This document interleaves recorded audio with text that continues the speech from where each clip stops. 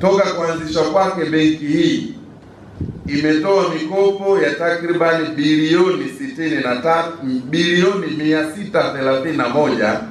631.18 katika miradi 151, ambapo kwa mkoa wa Mwanza peke yake jumla ya shilingi bilioni 79.14 zimetolewa. Kwa hiyo zimeongeza thamani ya mazao ya kilimo.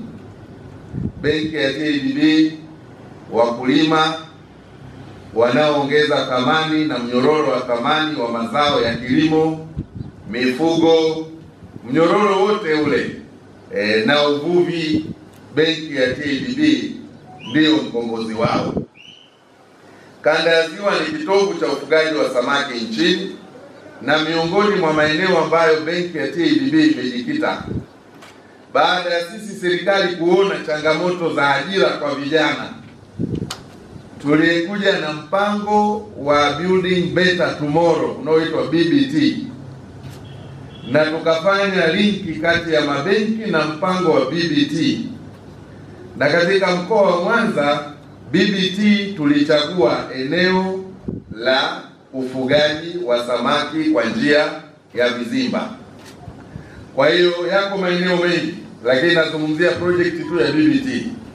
Kwa hiyo kwa kipindi cha mwaka wa fedha 24-25, wafugaji wa samaki kwa njia ya vizimba waliopatiwa mikopo yenye thamani ya shilingi bilioni 7.5 kwa mwaka 24-25, bilioni 7.5 zimetolewa na benki kwa vikundi 47, vyama 14, na hapa sizungumzii vyama vya siasa, nazungumzia vyama vinavyofanya shughuli za kimaendeleo au vikundi vya maendeleo, watu binafsi 12, na nitawafanua vizuri hapo baadaye, na makampuni 4.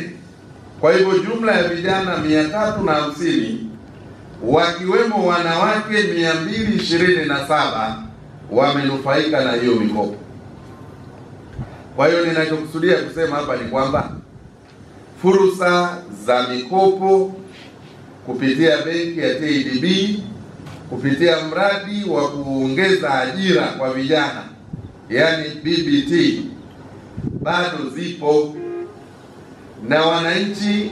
Ndio maana tumewaleta leo wanahabari, kwa sababu wananchi walio wengi hususan vijana, kwanza wenyewe ni wagumu kutafuta habari za fursa.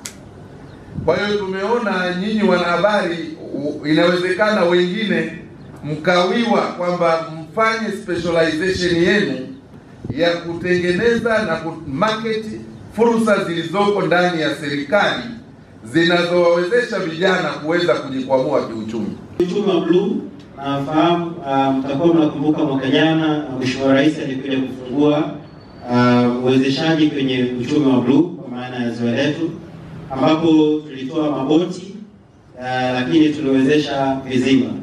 Najua historia ya vizimba imekuwa ni nzuri sana. Kwa hapa mpaka sasa hivi tumeshatoa bilioni 12.4. Tumefikia vikundi 120 ambao wanufaika ni 1904. Lakini kwa kutoa mikopo hii imeenda kuleta ajira kubwa sana. Kuna makampuni yanayozalisha chakula, makampuni ambayo yanazalisha vifaranga, na sasa hivi ndugu waandishi wa habari, hii ni fursa jamani. Hapa naomba niwakaribishe kabisa. Hii ni fursa. Tunapokea simu nyingi sana kutoka nchi za nje, wenzetu hapa Afrika Mashariki, lakini kutoka mikoa mingine wapo tayari wanaanza kuja kuwekeza kwenye vizimba. Kwa hiyo hii inaonekana ni fursa kubwa sana, na tunamshukuru Mheshimiwa Rais kwa kuwezesha huu.